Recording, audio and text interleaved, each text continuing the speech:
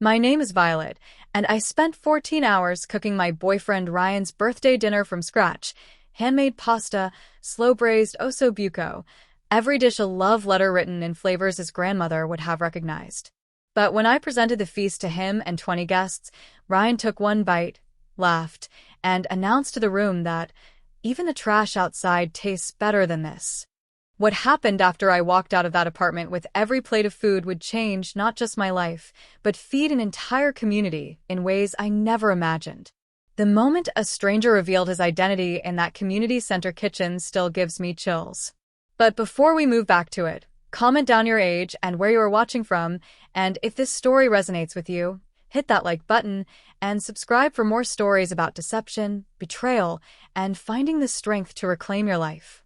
The morning sun hadn't yet broken through the gauze curtains when Violet's eyes snapped open, her internal clock more reliable than any alarm. 5:47 a.m. Ryan's birthday. The thought sent a flutter through her chest, part excitement, part nervous energy that had kept her tossing half the night, mentally reviewing her plans like a general before battle. She slipped from bed with practiced silence, though Ryan could sleep through a hurricane. He lay sprawled across 3/4 of the mattress, one arm flung over her abandoned pillow, snoring softly. 29 years old today. Violet studied his face in the dim light, the stubble that grew patchy on his left cheek, the small scar above his eyebrow from a skateboarding accident he'd embellished into a bar fight story. When he slept, his face softened, losing that critical edge that had become more pronounced lately. In the kitchen, Violet tied her mother's apron around her waist, faded sunflowers on cream fabric, soft from decades of washing. She'd hidden it in the back of the linen closet after Ryan called it something a grandmother would wear, but today felt like a day for talismans. She spread her handwritten menu across the counter, the paper already soft from handling. Each dish meticulously chosen, a greatest hits compilation of everything Ryan had ever mentioned loving. Antipasti, Brizola with arugula and shaved parmesan from that anniversary dinner at Il Posto. Primi, handmade pappardelle with wild boar ragu, his favorite from our Tuscany trip. Secondi, osso buco with saffron risotto, what his nana used to make. Dolce, tiramisu, real mascarpone, none of that cream cheese substitute. The list continued, her handwriting getting smaller as she'd added sides, sauces, garnishes. At the bottom, circled 3 times, show him you can do this. The grocery run started at the Italian market on Mulberry Street, where Mr. Benedetto greeted her with raised eyebrows at her ambitious list. Special occasion? He asked, carefully wrapping the Brizola in wax paper. My boyfriend's birthday, Violet said, watching the numbers climb on the register. $47 just for the meat. She'd budgeted $200 for the whole dinner, already a stretch on her publishing assistant salary, but the veal shanks alone would push her over. She handed over her credit card anyway, pushing down the twist of anxiety. Ryan always said she was too careful with money, that she needed to learn to live a little. Back in the apartment, she laid out her ingredients like surgical instruments. The pasta dough came first, a volcano of Tipo 00 flour on the marble pastry board Ryan's mother had given them, though she'd made it clear it was really for Ryan, whenever he decided to embrace his heritage. Violet created the well, cracked eggs into the center, and began the meditative process of bringing it together. Her hands knew this rhythm, taught by her own mother during long Sunday afternoons when her father would read the paper aloud and the kitchen would steam with the promise of dinner. The dough resisted at first, shaggy and uncooperative, but Violet persisted, kneading with the heels of her hands, folding, turning, pressing. 10 minutes in, her shoulders burned. 15 minutes, and the dough began to yield, becoming silk under her palms. She wrapped it tenderly in plastic, setting a timer for its rest. Her phone buzzed. Sarah. Brunch? That new place in Williamsburg has bottomless mimosas. Violet typed back. Can't today, cooking for Ryan's birthday dinner. All day? It's 10 a.m. You know me, go big or go home, smiling face with smiling eyes. Girl, you're already home. He better worship you for this. Violet set the phone aside without responding. Sarah didn't understand. She'd been with Marcus for 3 years, and he still brought her flowers every Friday, still pulled out her chair at restaurants. But then, Marcus hadn't grown up with a mother who cooked 3-course meals nightly, who made everything from scratch, including the bread. Ryan had standards, and lately, Violet felt herself falling short of them more often than not. The ragu needed to simmer for at least 4 hours. She heated olive oil in the heavy Dutch oven, another inheritance from Ryan's family arsenal, and began browning the meat in batches. The apartment filled with the sound of sizzling, the rich scent of rendering fat. She'd ground the meat herself, combining pork shoulder and beef chuck, because Ryan had mentioned once, just once, probably forgetting he'd said it, that the texture was better that way. While the meat browned, she diced onions with mechanical precision, tears streaming down her face. Carrots next, then celery, all perfectly uniform. She'd watched enough cooking shows to know that even dice meant even cooking, and today, everything had to be perfect. The sofrito went into the pot with the meat, along with tomato paste that she fried until it turned brick red, wine that she'd opened last night to let it breathe, and to steal a nerve-steadying glass, and stock she'd made last weekend from roasted bones. The kitchen looked like a crime scene, cutting boards and knives scattered, every burner occupied, her apron already splattered with what looked like blood but was only tomato and wine. By noon, her lower back ached from standing, and she'd forgotten to eat breakfast. She grabbed a heel of yesterday's bread, dragging it through the ragu for a taste test. It needed time, needed the flavors to meld and deepen, but the bones were there, rich, complex, with that hint of fennel Ryan loved. She adjusted the heat to the barest simmer and turned to the osso buco. The veal shanks were beautiful, thick-cut, with their marrow centers intact. She dredged them in flour, shaking off the excess, and seared them in batches until golden. More onions, more carrots, more celery. Her knife skills were getting sloppier as exhaustion crept in, but she pushed through. This was love, wasn't it? This attention to detail, this devotion to someone else's pleasure? At 2 o'clock, she realized she'd forgotten about the centerpiece. Ryan had invited a few friends to dinner. He'd been vague about the number, but she'd prepared for 8, maybe 10. The dining table needed to look special, not like their usual Tuesday night takeout setup with bills and magazines pushed to one side. She left the osso buco braising and the ragu simmering, racing to the bodega on the corner. The flowers were mostly wilted, but she found some decent roses and baby's breath, supplementing with eucalyptus that might hide the brown edges. $30 more on the credit card. Back home, she arranged them in the good vase, another Ryan's mother gift, and surveyed the dining room. The table was their one really nice piece of furniture, solid oak that Ryan had insisted on when they moved in together. "We need at least one thing that doesn't look like dorm room furniture," he'd said, though Violet had been perfectly happy with their thrift store finds. She polished it now until it gleamed, then laid out the cream tablecloth she'd been saving for special occasions. The cloth napkins came next, each folded into precise triangles. She'd looked up fancy folding techniques online but settled for simple elegance. Ryan thought trying too hard was tacky. Her phone showed 17 unread messages in the group chat, friends planning evening drinks. She ignored them all. By 4 o'clock, the pasta needed rolling. She cleared the largest counter space, dusted it with flour, and began working the dough through her grandmother's pasta machine, a manual model that attached to the counter with a vice grip. The dough went through again and again, each pass making it thinner until she could see her hand through the golden sheets. She cut them into wide ribbons for pappardelle, dusting each with semolina to prevent sticking, then nested them into portions on a flour tray. The tiredness was bone-deep now, a gray exhaustion that made her movements automatic. But stopping wasn't an option. She'd told Ryan she would handle his birthday dinner. She'd promised it would be special. Last month, when she'd gotten passed over for the promotion at work, he'd said, "Maybe you're just not meant for the corporate world. Some people are better at supporting roles." The words had burrowed under her skin like splinters, and she'd been trying to prove him wrong ever since, though she wasn't sure if cooking an elaborate dinner was proving anything except that maybe he was right.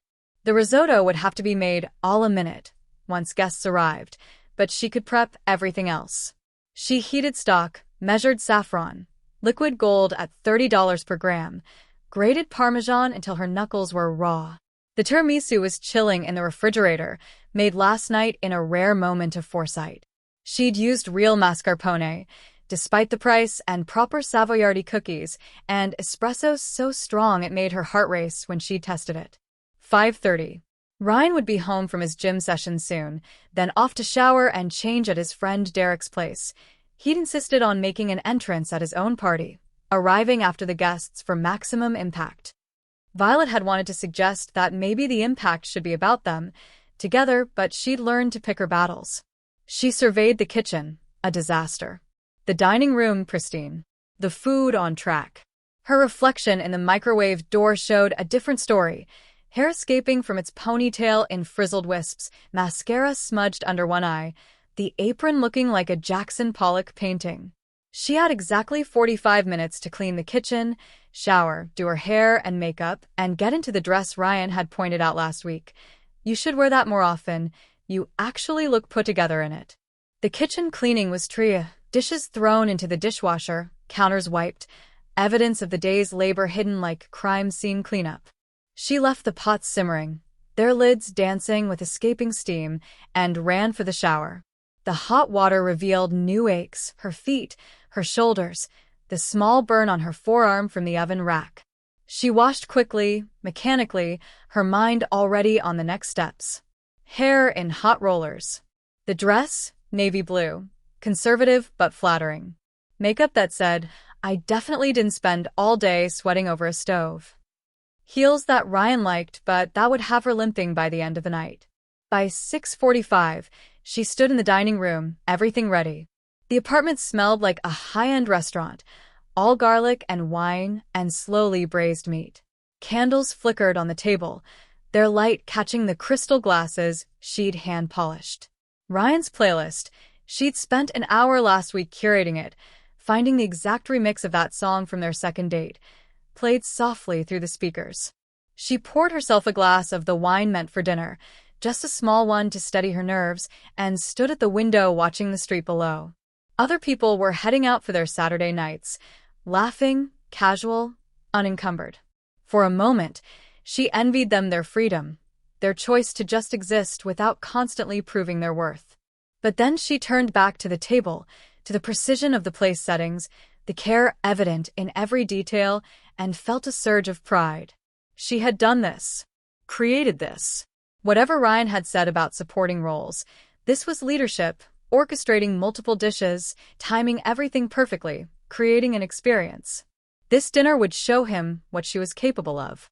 It would remind him why he'd fallen for her in the first place, back when he used to brag to friends about her cooking, her creativity, her dedication. The intercom buzzed, making her jump. Too early for guests. Ryan had said 8 o'clock. But voices carried up the stairwell, multiple voices, laughing voices, and Violet's stomach clenched. She smoothed her dress, touched up her lipstick in the hall mirror, and opened the door to whatever came next. The first wave hit her like a physical force. Not 8 people, not 10, but at least 15 bodies crowding through her doorway, with more voices echoing up the stairwell. Derek led the charge, already 3 beers in from the looks of it, hoisting a case of White Claw above his head like a trophy. Vi. Ryan said you were cooking. Hope you made enough. He pushed past her into the apartment, followed by a stream of faces both familiar and strange. There was Caitlin from Ryan's office, her platinum hair and designer jumpsuit making Violet hyper-aware of her own conservative dress. Mason and his new girlfriend, the third this year, giggling over some private joke. Brad from the gym, taking up the doorframe with his bulk, complaining loudly about missing the game for this fancy dinner thing. Violet's mental math raced. She'd portion for 10, maybe stretch to 12 if she was careful.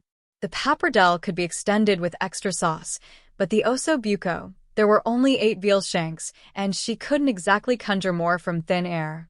Oh wow, Caitlin said, surveying the dining table with its careful place settings. You went full Martha Stewart. Her tone walked the razor's edge between compliment and mockery. Ryan didn't mention it would be so formal. It's his birthday, Violet managed, her smile feeling like plastic. I wanted to make it special. Special, Brad repeated, picking up one of the crystal glasses and examining it like an artifact. Fancy. Hey Derek, remember Ryan's birthday last year? That club in meatpacking where those girls.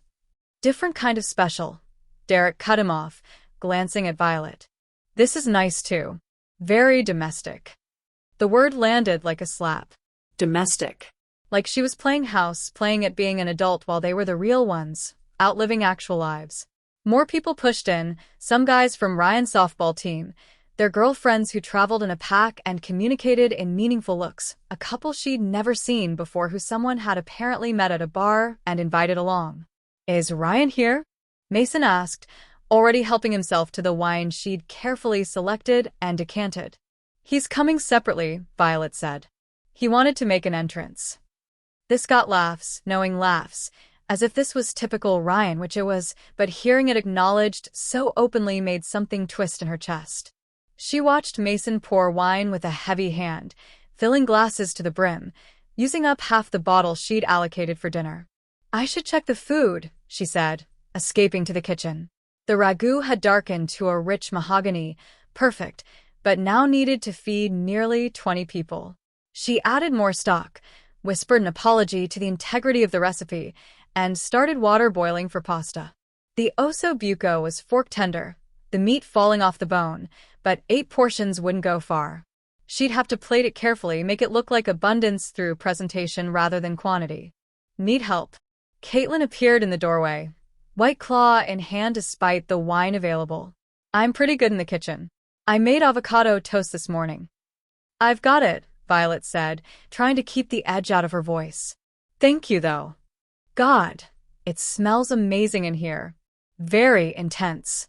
Ryan always jokes about your cooking projects. Caitlin laughed. He calls you his little Italian grandmother. Isn't that hilarious? The knife in Violet's hand stilled. He says that. Oh, you know Ryan. He's got a joke for everything. Caitlin's eyes were bright, watchful. He's so funny. We were dying at lunch yesterday when he was talking about your practice runs for tonight. He said you made the same sauce 3 times this week. Twice. She'd made it twice, and the second time had been to perfect the seasoning after Ryan mentioned the first attempt was a little bland but nice try. But defending herself would only confirm the image, the try-hard girlfriend, desperate to please, practicing sauce like it was a piano recital. Just wanted to get it right, Violet said lightly. The apartment had grown louder. Someone had changed the playlist to something with a heavy bass that made the glasses on the table vibrate, and through the kitchen pass-through, she could see Brad attempting to juggle the centerpiece roses while others laughed and filmed. 23 people now, by her count. The table could seat 12 if they squeezed. Some would have to eat standing, balancing plates on the bookshelf. The coffee table Ryan had already kicked with his feet up. At 8:47, fashionably late even by his standards, Ryan arrived. She heard him before she saw him, his voice booming up the stairwell, singing off-key, already drunk from wherever Derek had taken him for pre-game drinks. The apartment erupted in cheers as he entered, and Violet watched from the kitchen as he worked the room like a politician, handshakes and backslaps and theatrical surprise at the turnout, as if he hadn't personally invited every single person. He looked good, he always did. The designer jeans she'd bought him for Christmas, the button-down that brought out his eyes, his hair styled just so, with that expensive pomade.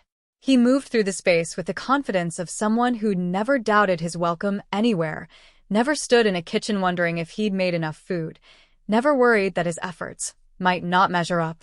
Finally, after a full circuit of the room, he found her. Babe. He pulled her in for a kiss that tasted like tequila and lime, playing to the audience. This looks incredible. Very ambitious. That word again. Ambitious. Like she'd overreached, attempted something beyond her station. Happy birthday, she said, trying to infuse the words with all the love that had driven her through this exhausting day. I made all your favorites. I can see that. He surveyed the kitchen, the visible signs of effort, the pasta machine still clamped to the counter, the mandolin she'd used for paper-thin garnishes, the stack of used mixing bowls. You've been busy. Everyone. Vi's been cooking all day. All day. like literally since dawn, or something crazy. The crowd made appreciative noises, but she caught the undercurrent of amusement. All day to make dinner. How quaint. How unnecessary in the age of Seamless and Postmates. Should we eat? Violet suggested. Everything's ready, and the risotto. In a minute, Ryan said, already turning away. Derek brought this incredible bourbon. You have to try it. Japanese, supposedly aged in cherry wood or something. And he was gone, leaving her standing in the kitchen doorway like hired help. She took a breath, centered herself, and began plating the antipasti. If she couldn't have the intimate dinner she'd planned, she could at least execute the menu flawlessly. The bresaola was silky, the arugula peppery, the parmesan aged to perfection. She arranged each plate like a painting, carrying them out in batches to the dining room where people had finally begun to gather, drawn by hunger and the dimming of the overhead lights she'd switched off to let the candles take over. Ooh, fancy, someone said. She'd lost track of names. What is this, exactly? Brad poked at the bresaola with his fork. Some kind of ham? It's air-dried beef, Violet explained. From Italy. It's like jerky. He took a bite, chewing thoughtfully. Weird texture. You got any ranch? Others were more polite, murmuring approval, though she noticed Caitlin pushing hers around the plate and one of the softball guys discreetly wrapping his in a napkin. Ryan, holding court at the head of the table, hadn't even noticed the food had been served. She returned to the kitchen for the main event. The pasta water was at a rolling boil, salted like the sea as her mother had taught her. She dropped in the pappardelle in batches, watching the ribbons dance and separate, timing each batch precisely. Al dente, with just enough bite to hold the sauce. She plated assembly line style, a nest of pasta, a ladle of ragu, fresh parmesan, a scatter of basil she'd chiffonade at the last second for maximum fragrance. The plates went out in waves, and she heard the reaction before she saw it, a pause, then forced enthusiasm. Wow, Vi, this is really rustic, Caitlin said, the word sounding like an insult. It's supposed to be, Violet said, her cheeks warming. It's a traditional recipe from. Is this homemade pasta? Derek interrupted, holding up a ribbon like evidence. Like you actually made this? From scratch. Everything tonight is from scratch, she said, trying for pride but hearing defensiveness. Ryan finally looked at his plate, really looked at it, and his expression was unreadable. He took a bite, chewed slowly, and the table seemed to hold its breath. Wow, he said finally. You actually tried cooking? Like, really went for it. Nervous laughter rippled through the room. I told you guys, he continued, warming to his theme. Vi's been on this whole domestic goddess kick. Last week she made her own bread. Bread. Like we don't have a bakery literally downstairs. The bread was delicious, Violet said quietly, but Ryan was on a roll. And now this, what is it, 12 courses? Did you leave any ingredients at the store? More laughter, louder now. I hope you didn't burn down the kitchen. I already had to replace the smoke alarm after your last experiment. That had been once. One time, months ago, when she'd gotten distracted by a work call and let the garlic burn. But in Ryan's retelling, she was a hazard, a chaos agent in an apron, playing at something beyond her capabilities. She retreated to the kitchen for the osso buco, her hands shaking as she plated the few portions, stretching them with extra risotto, making each look as abundant as possible. The saffron painted everything gold, the veal so tender it barely held together as she transferred it to plates. This was the showpiece, the dish that had taken the most skill, the most time, the most love. Back in the dining room, the mood had shifted further. People were eating, but distractedly, more interested in their drinks and their phones and Ryan's increasingly loud stories about workplace conquests. She set the osso buco before him with the care of offerings. He didn't notice for a full minute, engaged in describing his domination of a recent client presentation. When he finally looked down, his face went through a series of expressions, surprise, confusion, something that might have been embarrassment but quickly hardened into something else. What is this? He asked, loud enough to cut through the chatter. Osso buco, Violet said. Like your grandmother used to make. You mentioned. I can see what it's supposed to be. He poked at it with his fork, the meat falling away from the bone. It's just, you tried. That's what counts, right? Ryan, someone said. Maybe Jess, one of the few who'd been genuinely complimenting the food. It looks amazing. Oh, come on, Ryan said, his voice taking on that edge that meant he was about to perform. We're all friends here. We can be honest, right? This is. He took a bite, exaggerated his chewing, swallowed with visible effort. You know what? I've got to say it. Even the trash outside probably tastes better than this. The words landed like a physical blow. The room erupted in laughter, shocked, nervous, cruel laughter. Someone actually applauded. Brad was filming on his phone. Caitlin covered her mouth, but her eyes were bright with delight. Violet stood frozen, the plate in her hands suddenly weighing 1,000 pounds. She looked at Ryan, waiting for the punchline, the just kidding, the softening that would make this bearable. But he was basking in the reaction, adding details about the weird texture and the interesting color choices, each word another cut. The laughter went on, feeding on itself, growing louder and meaner. Someone started telling their own story about a cooking disaster. Someone else suggested they order pizza. Through it all, Violet stood perfectly still, her face burning, her chest so tight she couldn't breathe, watching the man she'd loved for 2 years, the man she'd spent 14 hours cooking for, lead the mockery of her efforts. The candles she'd so carefully arranged flickered in the draft from everyone's movement and laughter, throwing shadows that made the faces around the table look distorted, grotesque. The music she'd chosen was completely drowned out. The flowers were already wilting in the heat of too many bodies in the small space. This was his birthday gift to himself, she realized with sudden, crystal clarity. This public humiliation. This demonstration of power. This proof that no matter what she did, how hard she tried, how much love she poured into something, he could destroy it with a few words and everyone would take his side. She set down the plate, quietly, carefully, and noticed her hands weren't shaking anymore. They were perfectly steady as she began to walk back to the kitchen, through the laughter that followed her like thunder. Where are you going? Ryan called out, still performing.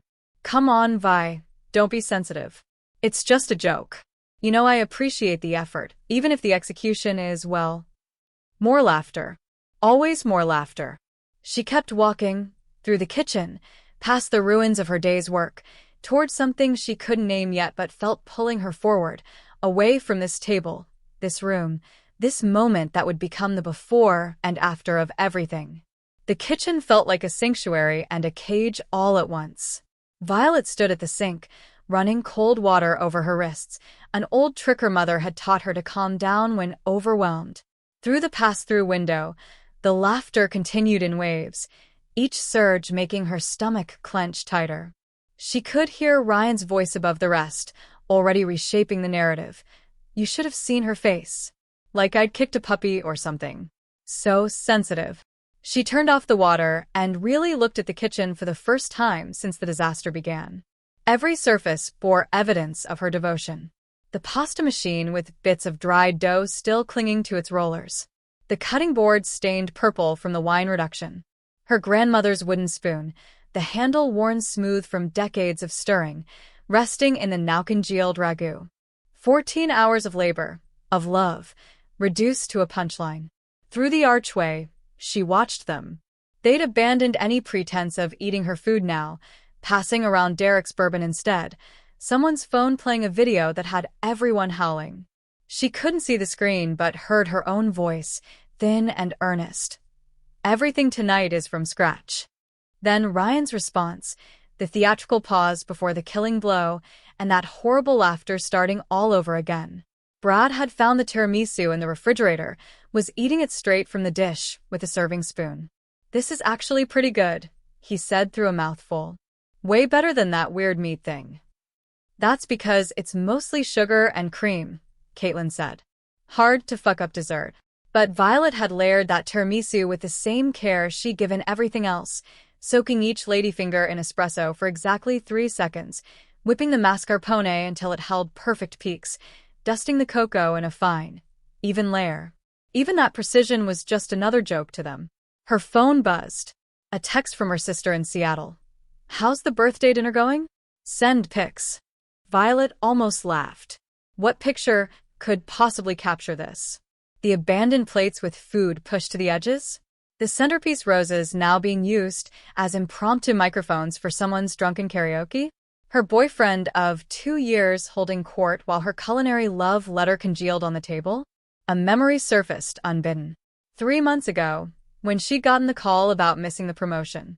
She'd been devastated, had cried in the bathroom at work, then come home to find Ryan playing video games with Derek. When she'd tried to talk about it, needing comfort, he'd paused the game just long enough to say, "Maybe it's for the best. Less stress for you. Some people just aren't built for pressure." Then he'd unpaused and gone back to shooting zombies while she stood there, feeling like she'd been shot herself. She should have known then. Should have recognized the pattern. Every achievement minimized. Her raise was standard cost of living adjustment. Her published article was cute but not exactly the New York Times. Her sister's wedding where she'd been maid of honor was exhausting to watch you stress over a speech. Every failure magnified, burning that garlic, the time she'd gotten lost driving to his parents' house, the birthday card she'd bought him last year that he deemed something a co-worker would give. Another roar of laughter from the dining room. Someone was doing an impression of her. "It's Brizola, from Italy. It's very authentic." The voice pitched high and nervous, nothing like how she actually sounded, but accuracy wasn't the point.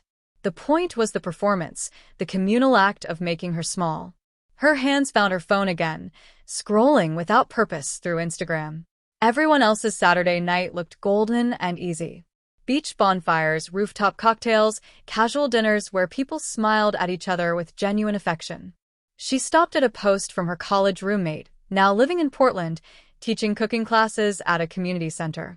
Tonight's students mastered handmade pasta. So proud of these beginners. The photo showed older women and teenagers, flour-dusted and beaming, holding up imperfect ravioli with obvious pride. That's what cooking should be, Violet thought. Joy and connection, not this weaponized judgment. Ryan's voice from the doorway made her jump. He was leaning against the frame, trying for casual but swaying slightly. "You're being weird. Everyone's asking where you went." "No, they're not." The words came out flat, matter of fact. "Okay, fine, they're not. But you're being weird. It's my birthday, and you're hiding in the kitchen like..." He gestured vaguely. "Like whatever this is." Like someone who just got humiliated in front of 20 people? Oh my God, it was a joke. You know humor? That thing humans do. He stepped closer, and she could smell the bourbon, the tequila, the wine, all of it mixing into something sour. "You're always so serious about everything. Lighten up. I spent 14 hours cooking for you. Nobody asked you to do that." His voice spiked, then he caught himself, modulating back to that performed casualness. "I mean, come on. 14 hours? For dinner? That's insane. Normal people just order from that Italian place on 3rd. Your grandmother didn't order from." "Don't." His face darkened. "Don't bring up Nana. She could actually cook. She didn't need to practice the same sauce 3 times. Twice, Violet thought again, but what did it matter? In his version of reality, she was always the try-hard, the failure, the punchline. She looked at him, really looked at him, and saw a stranger wearing her boyfriend's face. When had this happened? This cruel edge, this need to diminish her in front of others? Or had it always been there, just hidden better in the beginning when he was still charming his way into her life? "I'm done," she said quietly. "Finally. Come back to the party." Caitlin brought some drinking game. "No, Ryan. I'm done." Something in her tone must have penetrated his bourbon haze because he straightened, his expression shifting to annoyance. "What's that supposed to mean?" Instead of answering, Violet moved past him to the dining room. The conversation died as she appeared, 20 pairs of eyes tracking her movement with the anticipation of witnesses to drama. She didn't speak, just began collecting plates, her grandmother's plates, the ones she'd brought from her apartment when she'd moved in with Ryan, the ones that had served Sunday dinners in her childhood home. "What are you doing?" Ryan's voice carried that warning edge, the one that usually made her back down. She continued gathering dishes, scraping the abandoned food back into serving platters. The osso buco that had taken 4 hours to braise. The handmade pasta she'd rolled until her arms ached. The risotto with its $30 worth of saffron painting it gold. All of it, back into containers with mechanical efficiency. "Violet, stop being dramatic." Ryan was performing again, playing to his audience. "Look, everyone, she's having a moment. Is she seriously taking the food?" Brad laughed, but it sounded uncertain now. Violet found her voice, though she didn't look at any of them. "Yes, I'm taking the food. The food that tastes worse than trash, apparently." "Oh, come on," Caitlin said. He was joking. "Right, Ryan?" But Ryan was watching Violet with something new in his expression, not quite concern, but the dawning realization that this wasn't following his script. "Babe, you're embarrassing yourself." She almost laughed at that. Embarrassing herself? After what he'd just done. But she didn't have the energy to point out the irony. She just kept moving, muscle memory guiding her hands. Pack the food, clear the table, ignore the audience. "This is insane," someone muttered. "Should we leave?" Another voice asked. "Nobody's leaving." Ryan snapped. "It's my birthday." She gets like this. Emotional. That word. Emotional. As if feeling things was a character flaw, a weakness to be mocked. Violet sealed the last container, stacked them in the canvas bags she used for farmers' market runs. The tiramisu came last, rescued from Brad's spoon, most of it intact. She turned to face the room, finally meeting their eyes. Some looked amused, others uncomfortable, a few even seemed sympathetic. Jess, definitely, and Ben, who'd been quietly appreciative of the food before Ryan's pronouncement, had made appreciation social suicide. "Where are you going?" Ryan demanded as she headed for the door, bags in hand. "You can't just leave. This is your apartment too." "Our apartment," she thought but didn't correct. The lease was in his name, he'd insisted, said it was easier that way. Just like the furniture was mostly his, the Netflix account, the friend group.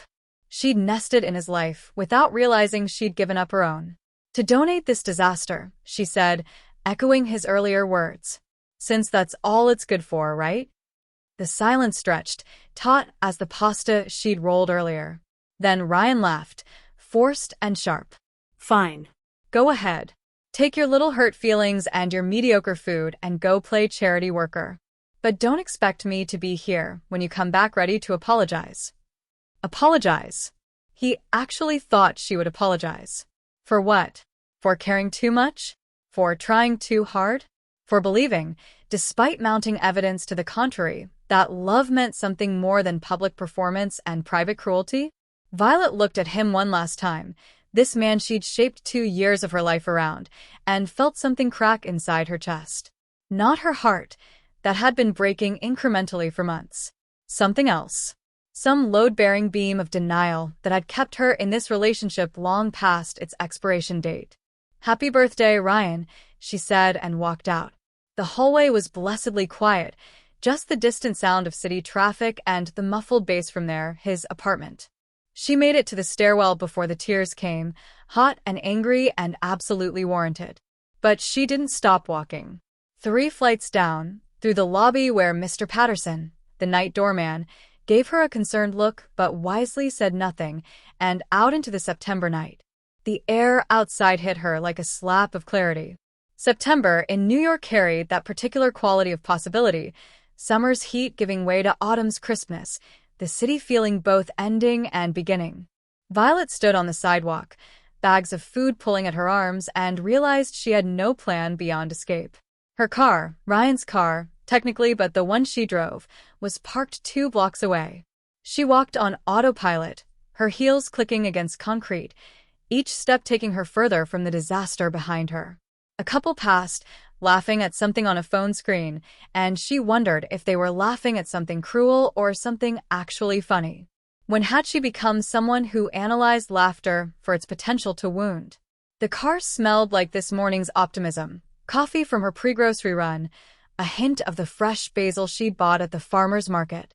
She set the food in the back seat, treating it more gently than it deserved given its reception, and sat in the driver's seat without starting the engine. Now what?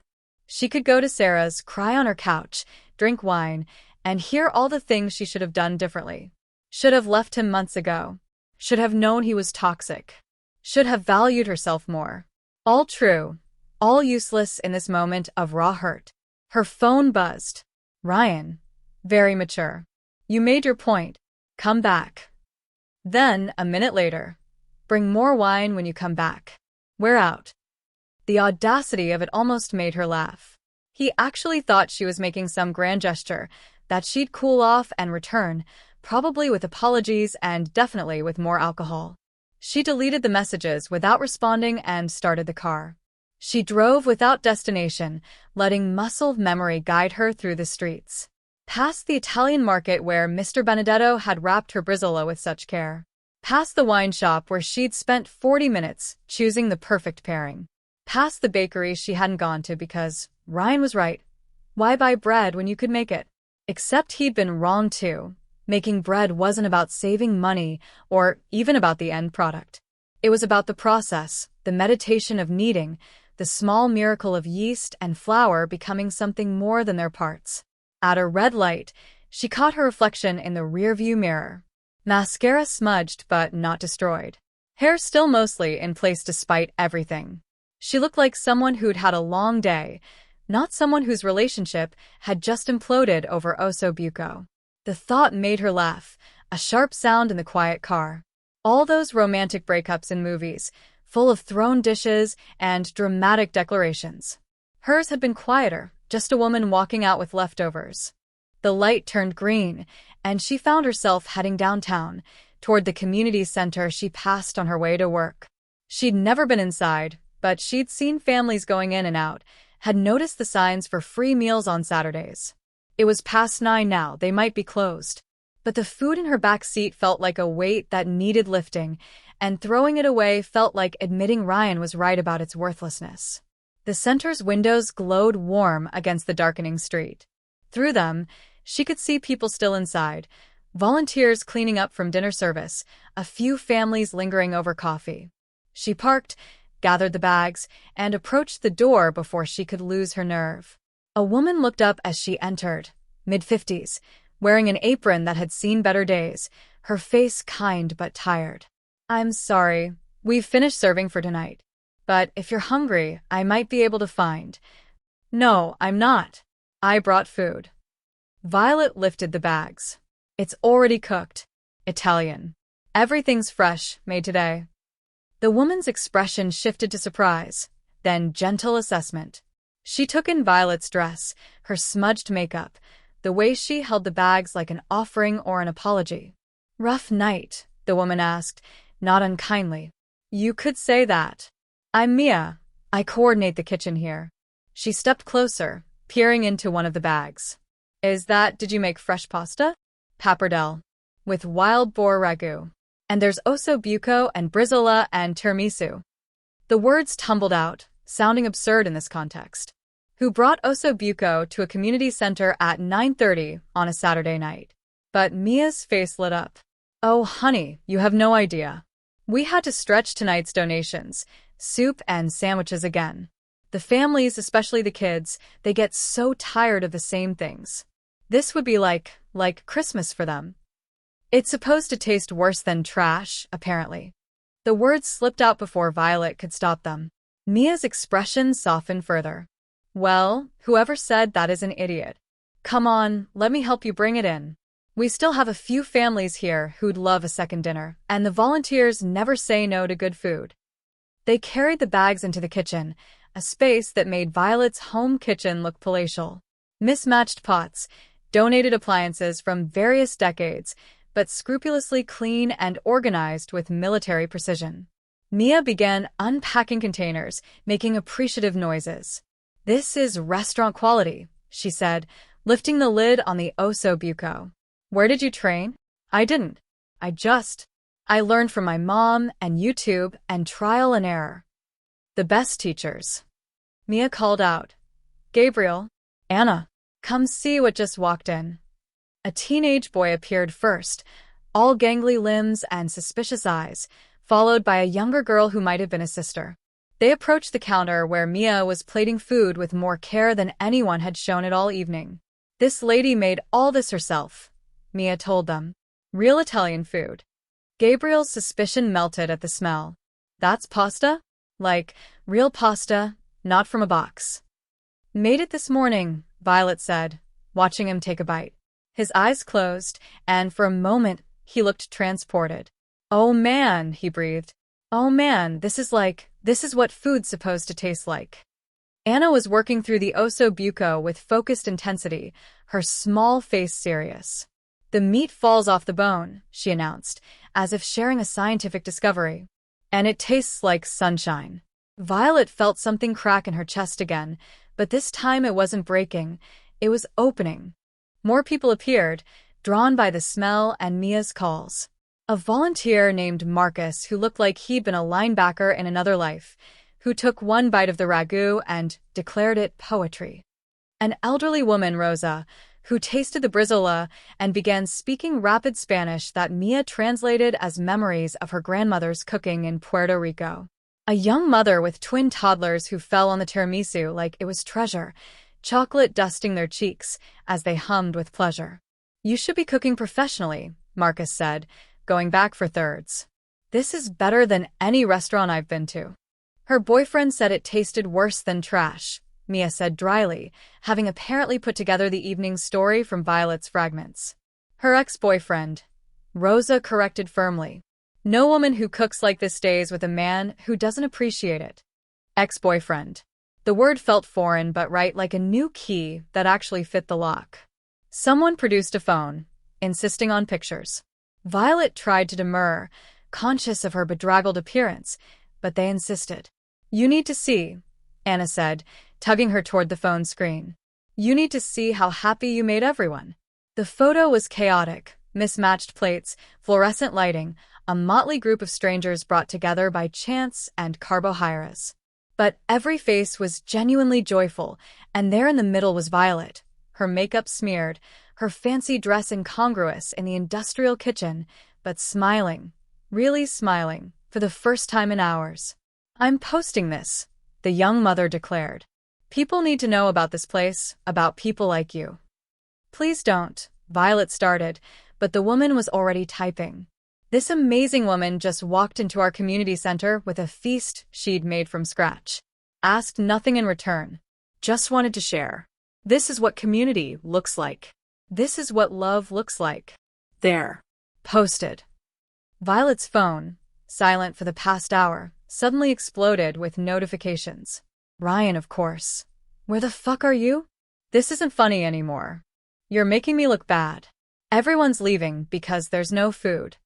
She deleted them all without reading further and looked around the kitchen where people were still eating, still praising, still acting like her food was a gift rather than a joke. Can I come back? She asked Mia. To help, I mean, to cook. Honey, you can come back anytime. But next time, maybe under happier circumstances? These are happier circumstances, Violet said, surprising herself with the truth of it. This is the happiest I've been in months. Mia studied her for a long moment, then nodded. Thursday nights are our biggest challenge. Lots of families, never enough donations. Could you handle cooking for maybe 50 people? I cooked for 20 tonight thinking it would be 10. 50 doesn't scare me. What about your job?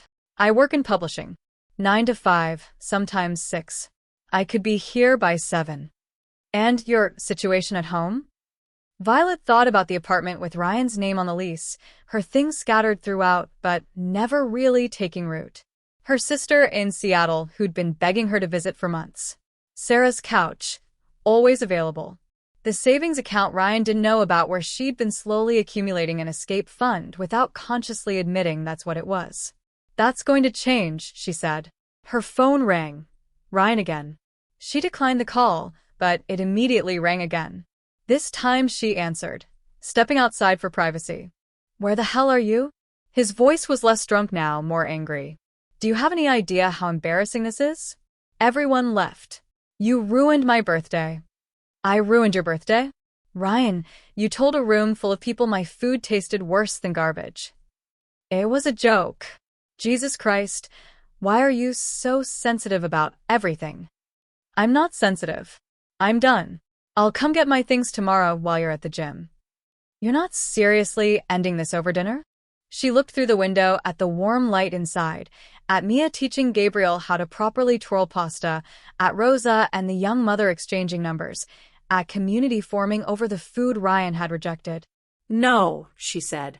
I'm ending it over everything. The dinner was just the last straw. You won't last a week without me. You can't even. She hung up. Then, in a moment of clarity, she blocked his number. Then Derek's and Brad's and Caitlin's. The whole toxic chorus silenced. When she went back inside, Marcus was packing up the empty containers. These are really nice dishes, he said. Vintage. They were my grandmother's. She taught you to cook? My mom did, mostly. But these were the plates we used for Sunday dinners when I was little. Every week, no matter what else was happening, we'd all sit down together for a real meal. That's beautiful, Rosa said. That's how it should be. Food is love. Food is love, Violet repeated, the words feeling like a revelation and a remembering all at once. By the time she left the center, it was nearly midnight. The street felt different, the same pavement, same streetlights, but she was walking through it as someone new. Or maybe someone old, someone she'd been before Ryan, before the constant criticism disguised as jokes, before she'd started making herself smaller to fit into his life. She sat in the car and scrolled through her phone. The community center post had been shared 12 times already, friends of friends commenting on the kindness of strangers. Someone had tagged a local food blogger. Another person had written, "This is the New York I believe in." A text from her sister, who must have seen the post somehow. "Is that you in the picture? Are you okay? Call me." Another from Sarah. "Girl, Marcus just told me you're at the community center downtown. With food? After the birthday dinner? What happened?" And one from an unknown number. "Hi, this is Jess from tonight. Got your number from mutual friends. I'm sorry about how things went. Ryan was awful. The food was actually beautiful. I should have said something." That one, Violet saved. She drove home, not home, just back to the apartment, and found it dark. Either the party had moved elsewhere or Ryan had passed out. She gathered a bag of essentials, the things that were absolutely hers, moving through the space like a ghost. Her favorite mug, the one Ryan said was ugly. The silk scarf from her grandmother, which Ryan thought was old ladyish. The cast iron pan her mother had seasoned for 20 years before passing it down, which Ryan complained was too heavy. In the kitchen, she looked at the pasta machine still clamped to the counter. It was hers, bought with her first bonus, but she left it. Let him explain it to the next woman he'd inevitably charm, then slowly dismantle. She wrote a note, brief and final. "I'll arrange to get the rest of my things this week. The pasta machine is a gift. Maybe you'll learn to use it. Maybe you'll learn to appreciate what someone makes for you with love. Either way, it's no longer my concern." Then she left, for the second and final time that night. Sarah's apartment was 20 minutes away, and her friend answered the door in pajamas, wine already poured. "Tell me everything," Sarah demanded. "Start from the beginning." So Violet did, from the morning's excitement through the evening's humiliation to the unexpected grace of the community center. Sarah's face went through a journey of expressions: anger, disbelief, rage, and finally a fierce pride. "You know what you did tonight?" Sarah asked. "You took back your power. You took back your food, your effort, your love, and you gave it to people who deserved it.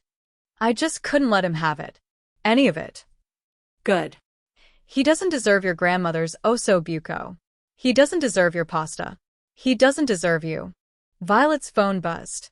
The unknown number from earlier, Jess, had sent another text. "I recorded what Ryan said.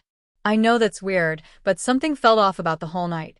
If you need it for any reason, it's yours." Evidence, Violet thought. Not that she needed it. She'd lived it, felt it, was still feeling it. But there was something validating about knowing someone else had witnessed it, had found it wrong enough to document. "What are you going to do now?" Sarah asked. Violet thought about Thursday night at the community center, 50 people to feed. About Mia's kind face and Gabriel's wonder at fresh pasta. About Rosa declaring her an artist, and the young mother making her viral. About the way the food had tasted better in that fluorescent-lit kitchen than it had in her carefully staged dining room, because the people eating it saw it as the gift it was meant to be. "I'm going to cook," she said. "I'm going to cook for people who are hungry for more than just food. And I'm going to stop apologizing for taking up space, for being too much, for caring too deeply." And Ryan?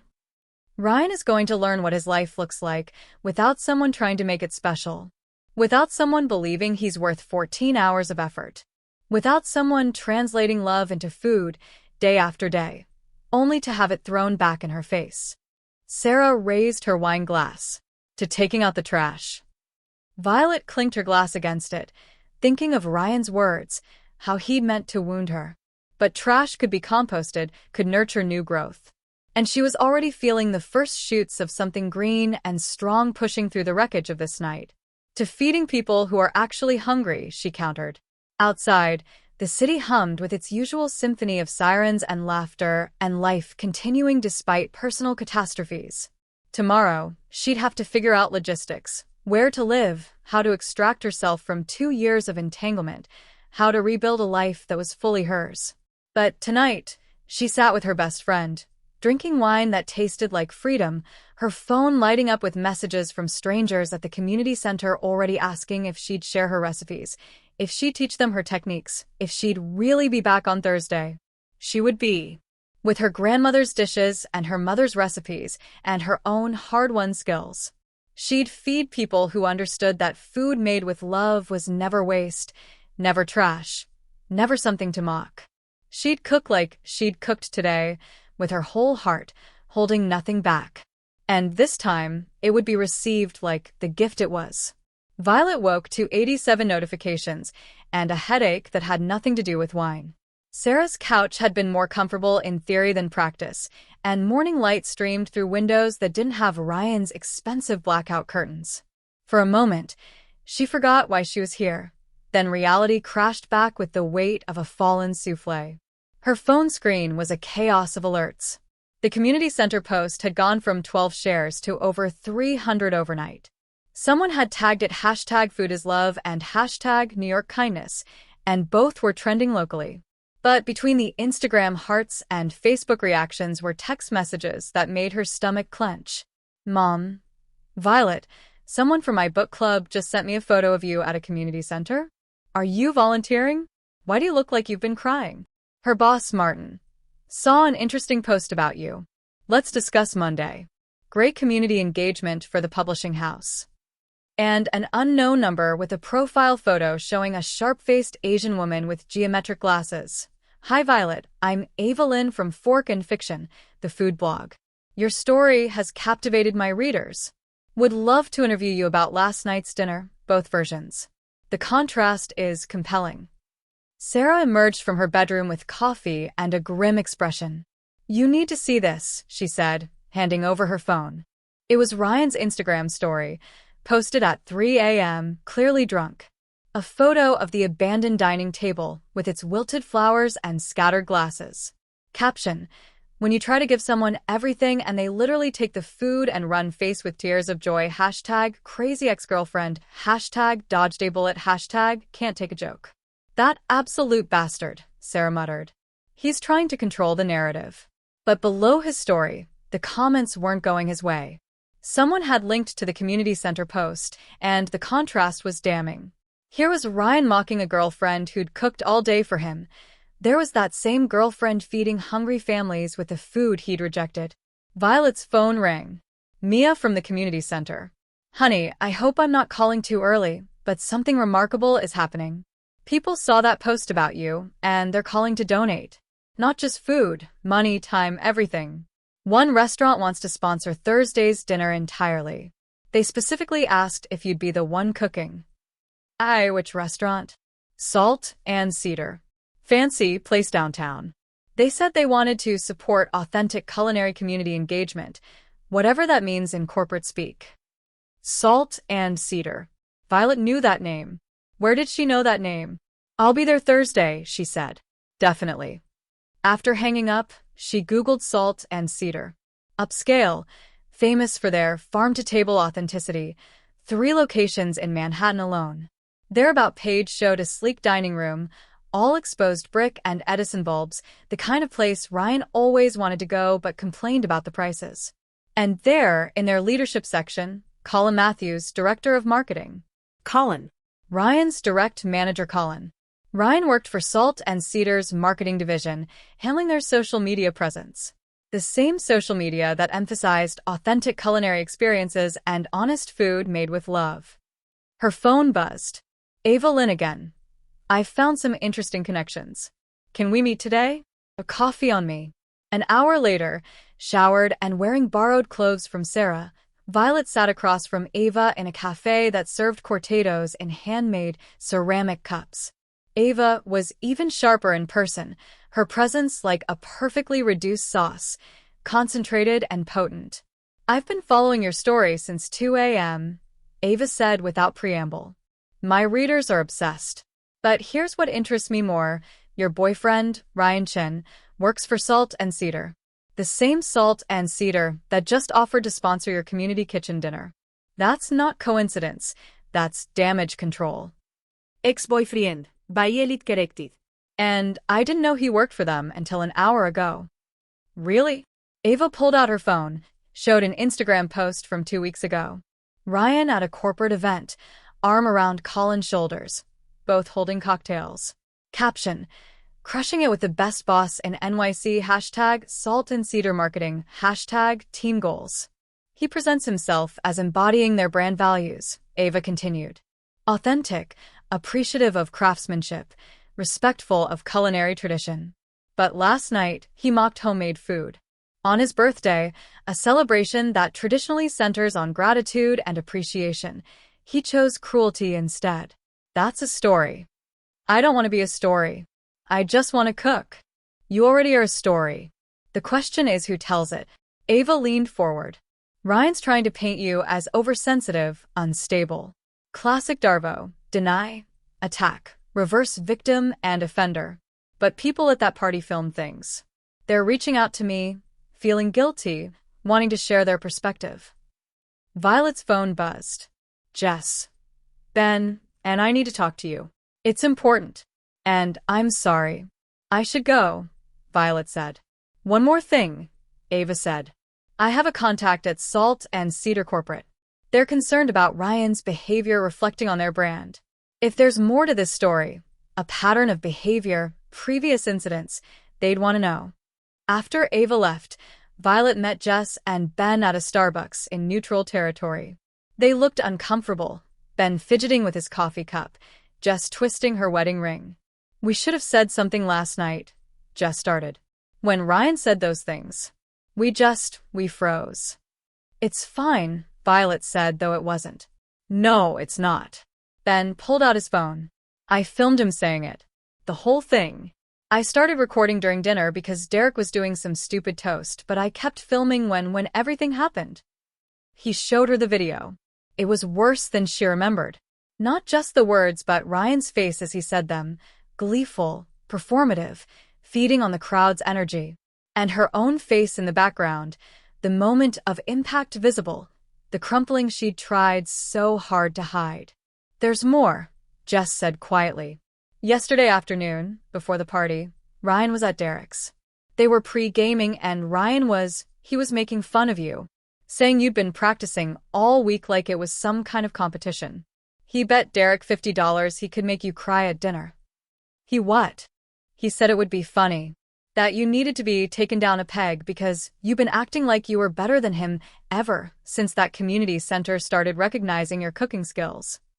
I never told him about the community center. I only went there last night for the first time. Jess frowned. He said you'd been volunteering there for weeks. That you were getting a big head about it. The lie was so brazen it took Violet's breath away. He'd invented a narrative to justify cruelty he'd already planned. Why are you telling me this now? Because it's wrong, Ben said. And because, look, Ryan's our friend, but what he did was abusive. We've watched him do this before with his ex, with Kara. She tried to warn people, but Ryan made her sound crazy. Called her psycho, said she was obsessed with him. But we saw how he treated her. Kara. Violet filed the name away. We want to help, Jess said. However you need. Violet's phone rang. Sarah, you need to come back. Someone's here. At Sarah's apartment, a woman waited in the lobby. Late 20s, professional blazer, nervous energy. She looked up as Violet approached, and her face showed relief mixed with determination. You're Violet? I'm Kara. Ryan's ex. I saw what happened last night, and we need to talk. Sarah's apartment felt smaller with 3 women processing shared trauma. Kara sat very straight, hands wrapped around a tea mug, looking at Violet with a mixture of sympathy and something harder. Vindication, maybe. He did the same thing to me, Kara said.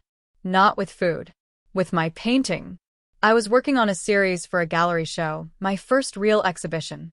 Ryan came to the opening, got drunk, and told everyone my work looked like something a kindergartner would finger paint. He said it was a joke. Said I couldn't take criticism. The gallery owner heard him, and, well, it affected everything. My reputation, my confidence, everything. I'm sorry, Violet said, meaning it. Don't be sorry. Be angry. Kara pulled out her phone. After we broke up, I found out he'd been screenshotting our private conversations and sharing them with his friends, mocking me. But he made a mistake. He included Colin in some of those group chats. Colin, who manages marketing for a company that claims to value artistry and emotional authenticity. She showed them screenshots. A group chat called The League. Ryan, Derek, Brad, Colin, and others. The messages were vile. Ratings of girlfriends' appearances, bets on who could break their partner first, mocked screenshots of vulnerable text messages. And there, from yesterday afternoon, Ryan. Tonight's the night, boys. Vi's been slaving over this dinner all week. Time to bring her back to earth. Colin, film it. This shit is gold. Derek, $50 says she cries before dessert. Ryan, make it $100. I know exactly what buttons to push. Colin encouraged this? Violet asked. Colin started it, Kara said. He calls it maintaining frame. It's from some toxic masculinity playbook. They compete to see who can most thoroughly own their girlfriends emotionally. Ryan was his star pupil. Sarah had gone pale. This is organized psychological abuse. And it's happening at Salt and Cedar's marketing department, Kara added. The company that sells itself as supporting women chefs, that runs campaigns about emotional authenticity in cooking, that just offered to sponsor your community dinner as damage control. The evidence spread across Sarah's coffee table like a crime scene. Screenshots, videos, photos, a documentary of cruelty disguised as brotherhood. Violet stared at a message from 3 months ago where Ryan described her promotion rejection to the group, told her it was for the best. She actually thanked me for the perspective face with tears of joy. We could destroy him, Sarah said quietly. This is enough to ruin his career, his reputation, everything. Colin's too, Kara added. And, honestly, Part of me wants that. I want them to feel what we felt. That public humiliation. Violet picked up the photo someone had taken at the community center, her serving food, surrounded by grateful faces. Then she looked at the screenshot of Ryan's Instagram story, his attempt to control the narrative. 2 versions of the same night, 2 different truths. Her phone buzzed. Mrs. Whitaker from the community center. Mia tells me you're our Thursday chef. I'd like to meet you early, help you prep. I used to run a restaurant before I retired. You have good hands, I could tell from how you held the plates. Don't let anyone tell you otherwise. I need to think, Violet said. She walked to the window, looking out at the city that had been the backdrop to 2 years of slowly shrinking herself. Somewhere out there, Ryan was probably nursing a hangover, crafting his victim narrative. Colin was at Salt and Cedar headquarters, orchestrating damage control. The men from the League were going about their Sundays, unaware their private cruelties had been documented. The easy thing would be to post everything. Watch their carefully constructed worlds implode. Take the interviews, tell the story, let Ava Lynn write the exposé that would probably go viral. Become the face of surviving emotional abuse, of fighting back. But she thought about Mrs. Whitaker calling her hands good. About Gabriel's face when he tasted fresh pasta. About 50 people who needed feeding on Thursday. I want to make them a deal, she said, turning back to Kara and Sarah. A deal? Kara's voice was incredulous. They don't deserve deals. Not for them. For the community center. Violet picked up her phone, found Ava Lynn's number. Can you set up a meeting? Call in Ryan and whoever makes decisions at Salt and Cedar Corporate. 2 hours later, she sat in a conference room that screamed corporate wellness, plants, natural light, a water feature burbling in the corner. Across from her, Colin, sweating despite the AC, Ryan, furious but trying to hide it, and Margaret Chin, Salt and Cedar's chief brand officer, unreadable behind designer glasses. Ava Lynn sat beside Violet, recorder visible on the table. We're here off the record for now, Ava said. Ms. Rivera has a proposal. Violet placed printed screenshots on the table. The group chat. The bet. Colin's encouragement. Ryan's face went white, then red.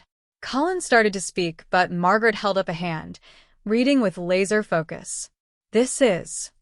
Margaret paused, choosing words carefully. Inconsistent with our brand values. It's evidence of a hostile work environment that your marketing director not only participated in but encouraged, Ava said smoothly. The same marketing director who shapes your campaigns about authenticity and respect for culinary craft. What do you want? Margaret asked Violet directly. Money? An apology? I want the community center funded, Violet said. 6 months of sponsored dinners, not just Thursday. Full funding, ingredients, supplies, staff stipends for volunteers. And I want a teaching kitchen installed so we can run cooking classes for the community. That's substantial. Less substantial than the lawsuit I could file, the story Ava could publish, the viral moment that would redefine your brand from authentic to enabling workplace abuse. Ryan found his voice. This is extortion. No, Violet said, looking at him for the first time. This is consequences. You humiliated me publicly for entertainment. You made a bet about making me cry. You turned love into a punchline. This is me choosing to transform that cruelty into something constructive. And if we agree? Margaret asked. The screenshots stay private. Ava writes a story about corporate responsibility and community investment. You get positive press for supporting local food security. Colin gets quietly reassigned to a position with no direct reports. And Ryan. She looked at him again, this man she'd loved or thought she had. Ryan leaves me alone. No contact, no stories, no attempts to control the narrative. He deletes the Instagram story and any other posts about last night. I'm not deleting. Yes, Margaret said firmly. You are. Colin, you'll submit your resignation from the marketing director position by Monday. You'll be transferred to our Cleveland office, data analytics. Ryan, you're on administrative leave pending review. Any violation of Ms. Rivera's terms results in immediate termination. Colin's mouth opened and closed like a fish. Ryan looked between them all, realizing his protection was gone. This is insane, he said. It was just a joke. She's oversensitive. Mr. Chin. Margaret's voice was ice. I've seen the video. There was nothing funny about it. You're lucky Ms. Rivera is more interested in feeding people than destroying you. I'd take the deal. There's one more thing, Violet said. An apology. Not to me, I don't want it. To the community center. In person. Ryan serves dinner there, helps clean, and sees who actually appreciates good food. Absolutely not. You'll do it, Margaret said. Or you'll be terminated for cause. No severance, no reference. Your choice. The room fell silent except for the water feature's burble. Ryan's face cycled through emotions. Rage, disbelief, fear, and finally, defeat. Fine, he spat. Excellent. Margaret stood. Ms. Rivera will have contracts drawn up.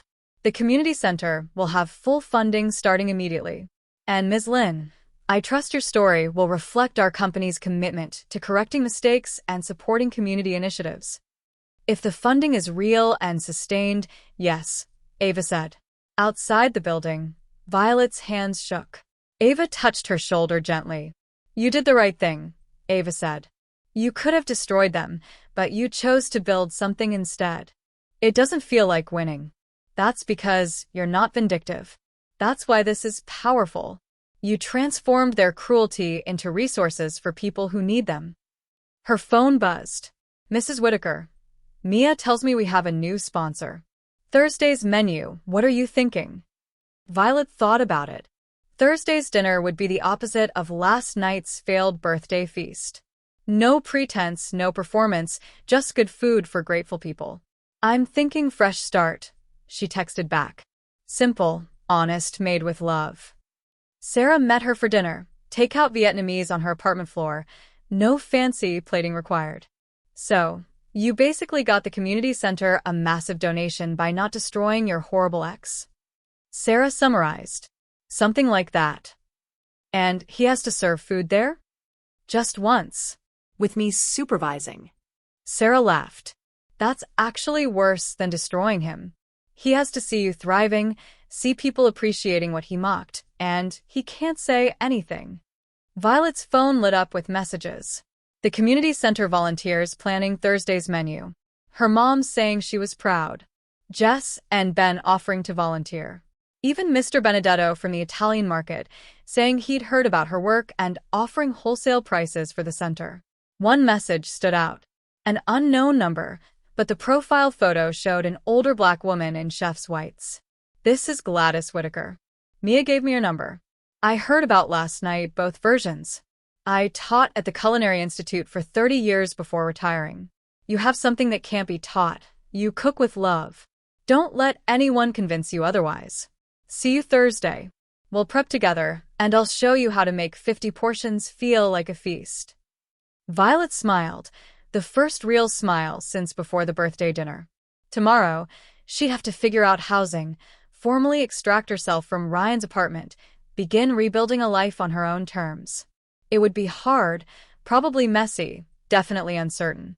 But Thursday, she'd cook for 50 people who'd appreciate every bite. She'd learn from Mrs. Whitaker, who saw potential where Ryan saw only mockery. She'd transform Salt and Cedar's guilt money into full bellies and grateful smiles. You know what the best revenge is? Sarah asked, watching Violet respond to messages. Living well. No.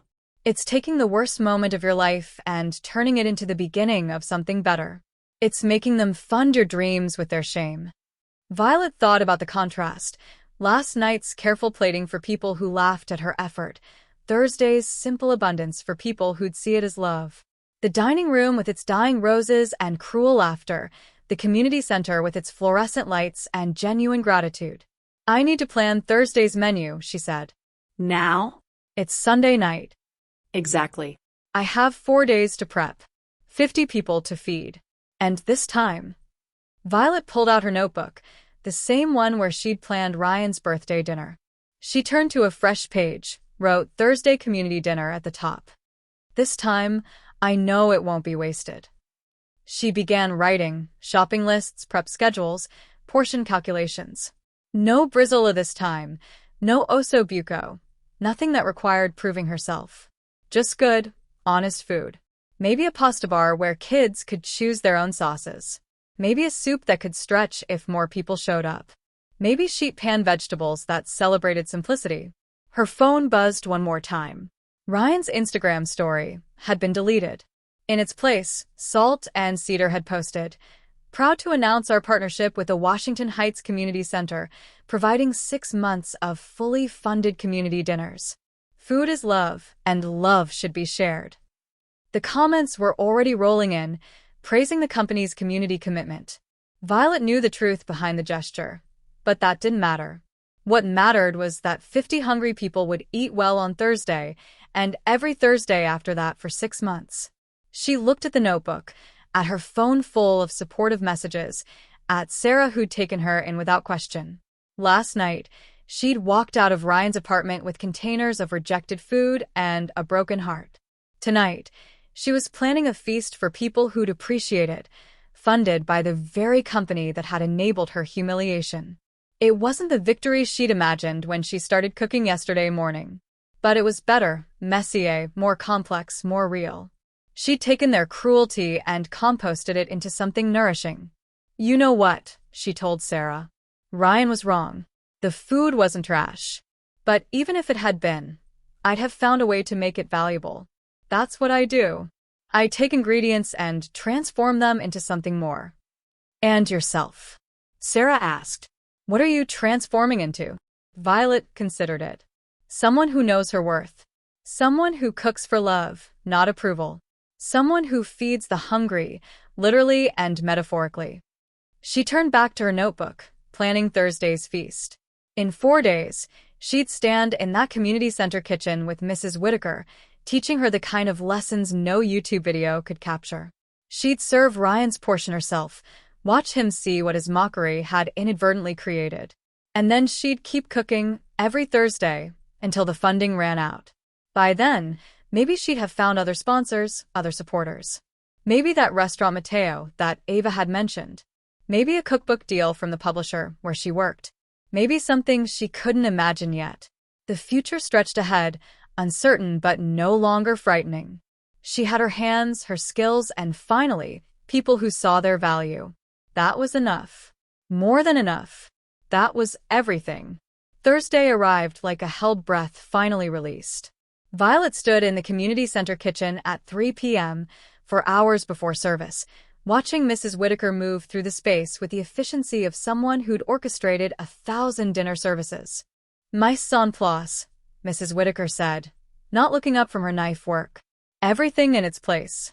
Not just ingredients, your mind, your heart, your intentions. You can't cook with chaos inside."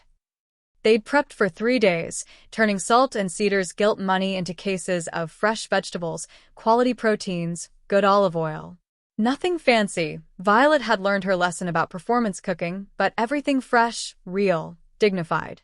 50 portions? Mrs. Whitaker asked, though she knew the answer. Officially. But Mia says we should expect 70. Word spread. Then we prep for 90. Better to run out because everyone ate than because we didn't anticipate hunger. The menu was deliberately simple, from trash to treasure, a love letter to leftovers.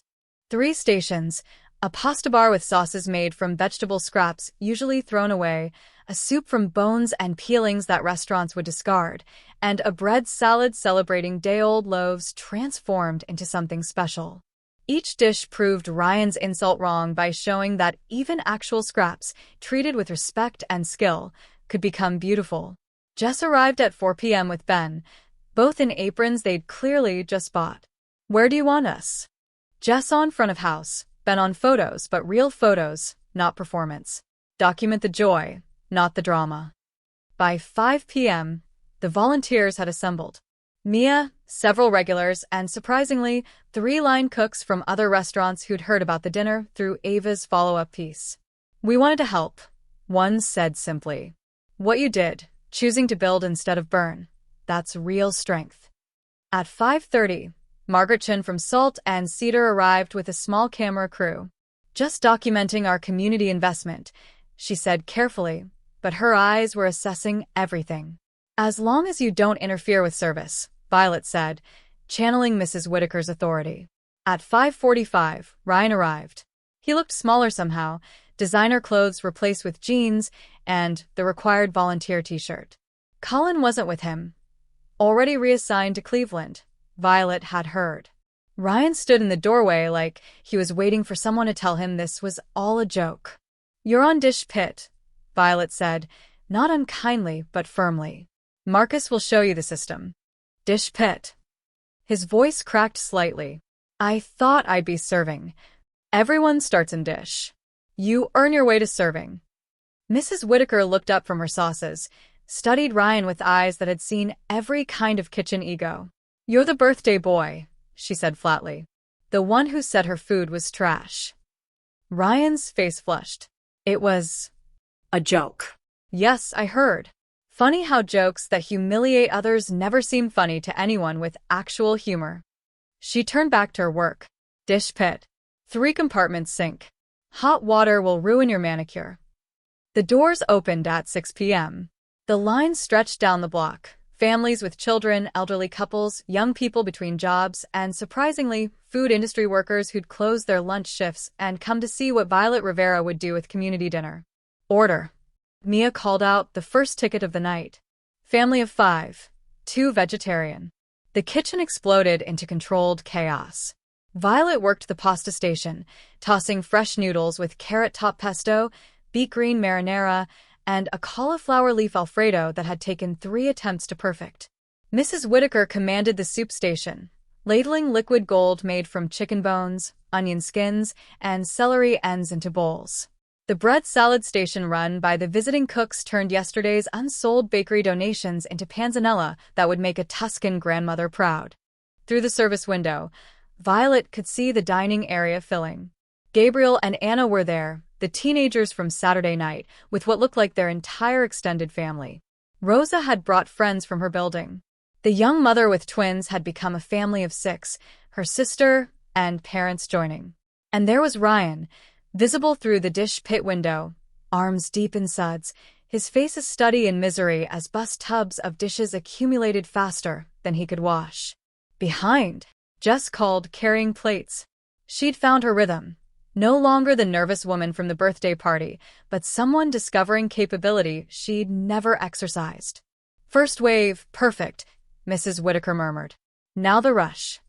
The next hour blurred. Tickets flying, pasta dancing in pans, soup never-ending from the perpetual pot Mrs. Whitaker had started at dawn. Violet found the zone athletes talked about. No thought, just motion, her hands knowing what to do without her mind's interference. Then she heard it. Violet. Violet, come out here. She looked up from plating to see Mateo Cruz, the chef-owner of Cocina Noble, standing in the dining room with 2 other people she recognized from food media, Janet Young from The Times, Roberto Silva from that Netflix food show. We had to see, Mateo said when she emerged. After Ava's piece, we had to see if it was real. If what was real? This. He gestured to the room, turning rejection into nourishment, making scrap food that rivals any tasting menu in the city. And that pasta, tell me that's not from a box. Made this morning, Violet said. Mrs. Whitaker taught me how to scale the recipe. Mrs. Whitaker? Janet Yang's eyes widened. Gladys Whitaker? She hasn't cooked publicly in 5 years, not since she closed Gladys's table. Violet turned to see Mrs. Whitaker in the service window, a small smile on her face. I only cook for people who cook with love now, she said simply. A crash from the dish pit. Ryan had dropped a bus tub, plate shattering. The room went silent, everyone turning to look. His face was red, sweating, his carefully styled hair plastered to his forehead. I can't. This is impossible, he said to Marcus. There's too many dishes. The water's too hot. I don't. You don't what? Mrs. Whitaker appeared beside him. Don't know how to work? Don't understand that every plate you're washing held food that someone prepared with care, that someone else ate with gratitude? Don't appreciate that dishes are part of the covenant between cook and customer? Ryan looked around the room, at the diners watching him, at Margaretchen documenting everything, at Violet standing calmly in her apron like she belonged here more than he'd ever belonged anywhere. I want to leave, he said quietly. Then leave, Violet said. But understand this. Every dish you don't wash is one I have to wash after cooking for 90 people. Every moment you quit is another proof that you take but don't give. So choose. He stood frozen, the moment stretching. Then, slowly, he bent to pick up the broken plates. I'll finish, he said, barely audible. Good, Mrs. Whitaker said. And after, you'll eat what we cooked. You'll sit with the people you thought were beneath you and eat the food you called trash. Maybe you'll taste the difference between cruelty and criticism. Service continued, the line never ending. At one point, Violet looked up to find Ava Lynn in the service window, phone recording. This is the real story, Ava said. Not the drama, not the revenge. This. You feeding people. the transformation of hurt into help. At 8 p.m., with the last portion served, Violet finally paused. The dining room was still full, people lingering over coffee and the sheet cake someone had donated. Children were drawing with crayons Mia had produced. Adults were exchanging numbers, making plans. And there was Ryan, finally finished with dishes, standing uncertainly with a plate Mrs. Whitaker had prepared for him.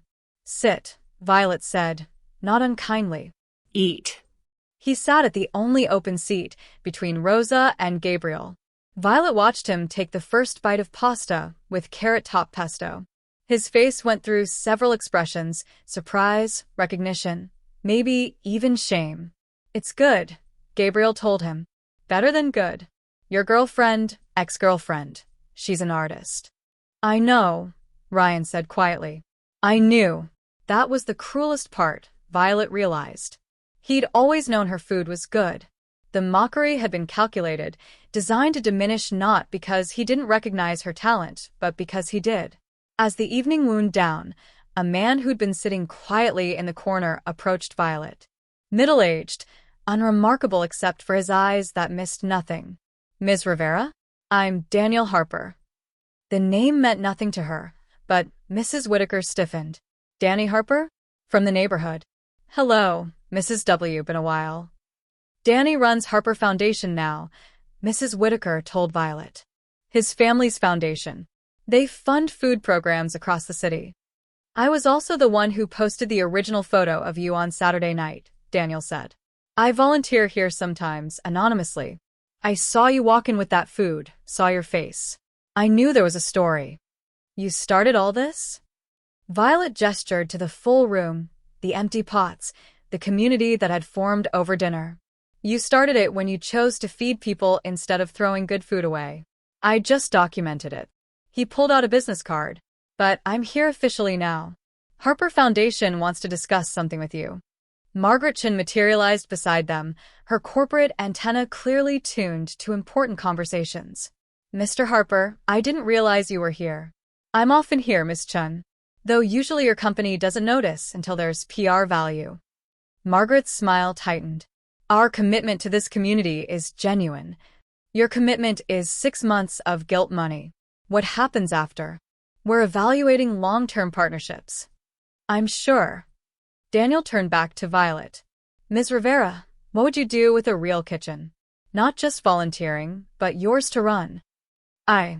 Violet looked around the community center kitchen with its ancient equipment and flickering lights. "I don't understand.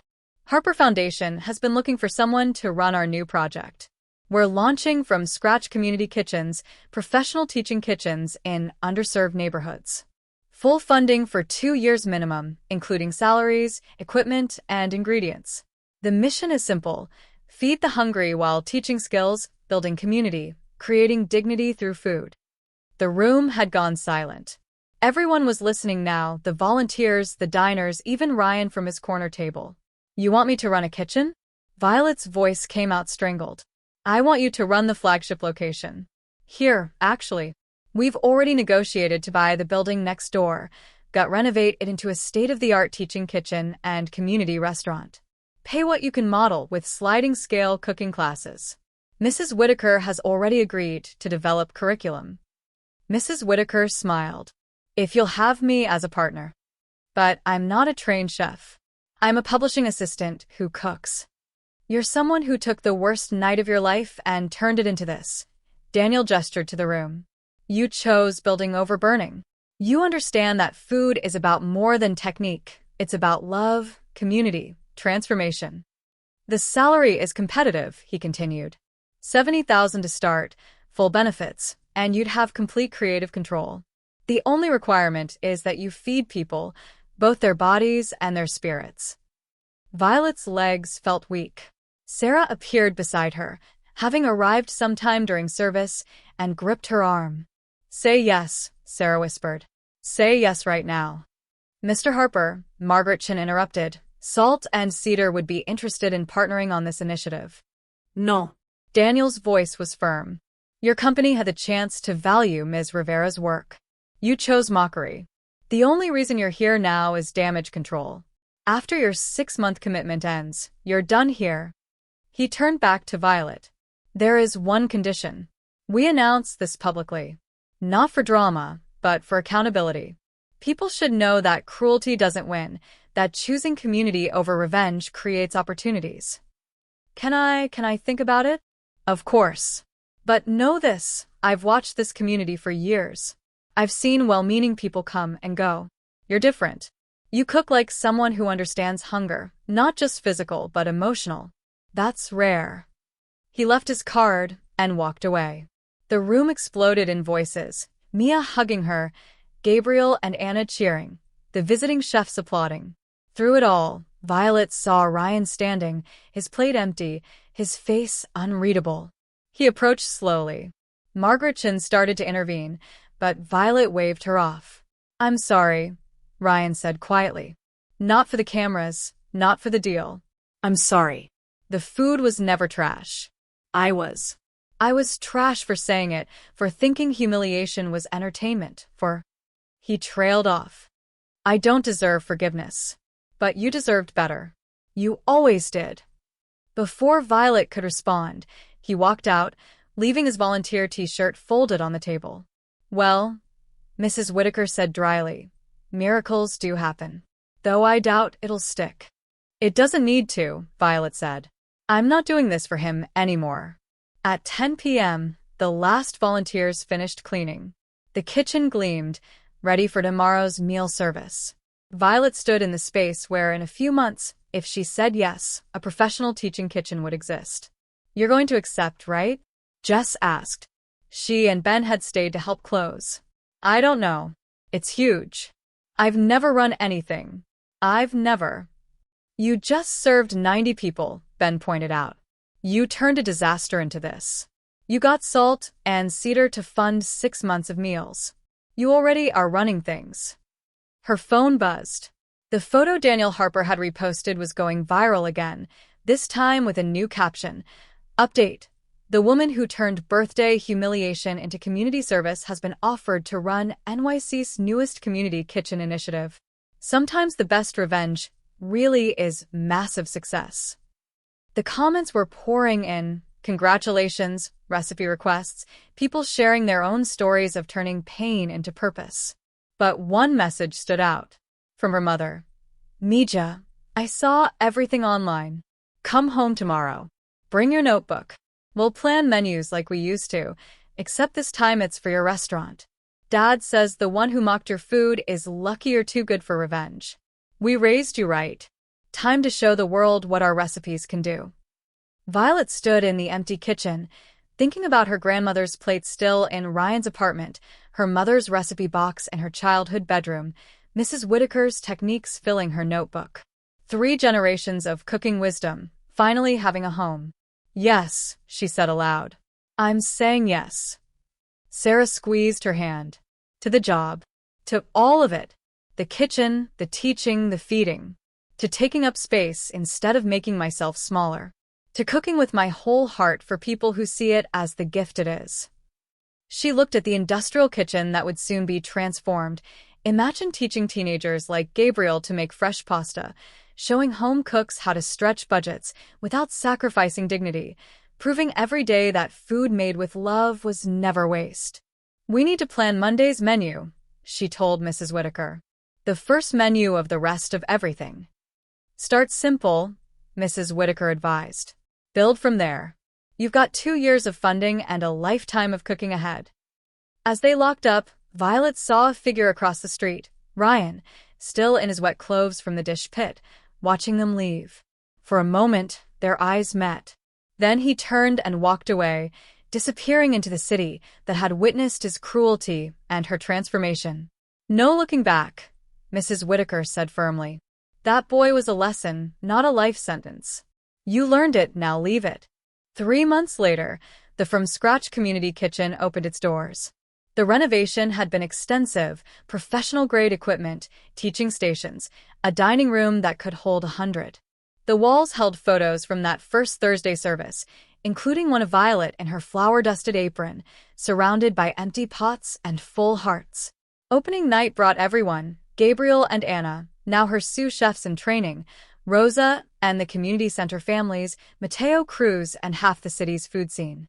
Her parents had driven from Connecticut, her father carrying her grandmother's pasta machine, restored and polished. For the teaching kitchen, he said gruffly, his way of saying he was proud.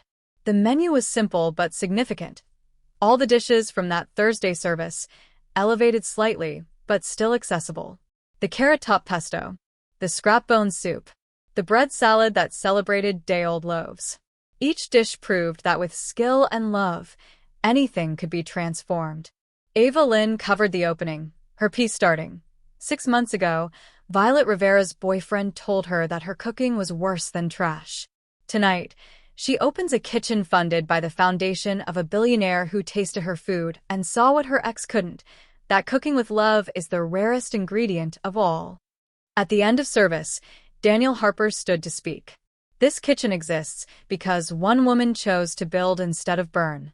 She took the worst moment and transformed it into this, a place where anyone can learn, eat, and find dignity. That's the miracle. Not the funding, not the renovation. The choice to transform cruelty into kindness. Later, as Violet stood in her kitchen, she thought about that birthday dinner that felt like a lifetime ago. The careful plating for people who didn't care. The mockery that had seemed like the end of everything. Now she plated for people who saw every dish as a gift. She taught skills to eager students. She fed the hungry, for food, for knowledge, for community. Her phone showed one last notification. An email from an unknown address, no subject line. She almost deleted it, then recognized the sender. It was the apartment building's generic resident email. Violet, I kept the pasta machine. Couldn't throw it away. Been practicing. Finally made something edible. Thought you should know you were right. Making something with your own hands changes you. Changes how you see everything. I'm sorry it took losing you to understand that. She deleted it without responding. Some transformations were private, some apologies came too late, and some people had to learn alone what they'd mocked in company. The kitchen around her hummed with tomorrow's prep. Mrs. Whitaker was teaching Jess to properly season a cast iron pan. Gabriel was practicing knife cuts. Anna was drawing menu designs in her sketchbook. This was her real birthday gift, Violet realized. Not the dinner she'd cooked in desperate hope of approval, but this kitchen born from that dinner's rejection. Every meal served here would be a reminder that sometimes the worst moments weren't endings, but beginnings. Ready for tomorrow? Mrs. Whitaker asked. Tomorrow was the first community breakfast, the first teaching class, the first day of the rest of everything. Ready, Violet said and meant it. The last light in the kitchen illuminated the sign Daniel had installed above the pass, from scratch, where every meal is made with love. Below it, smaller but visible, the motto Violet had chosen, transforming ingredients, transforming lives. She locked up, walking past the spot where she'd parked that awful Saturday night with bags full of rejected food. Now it was marked reserved. Executive chef. The city hummed around her, sirens and laughter, and the endless appetite of 8 million people. Tomorrow she'd feed as many as she could reach. But tonight, she went home to her own apartment, her own life, her own complete self. No longer trying to prove her worth through someone else's validation. She knew her worth now. It tasted like freedom.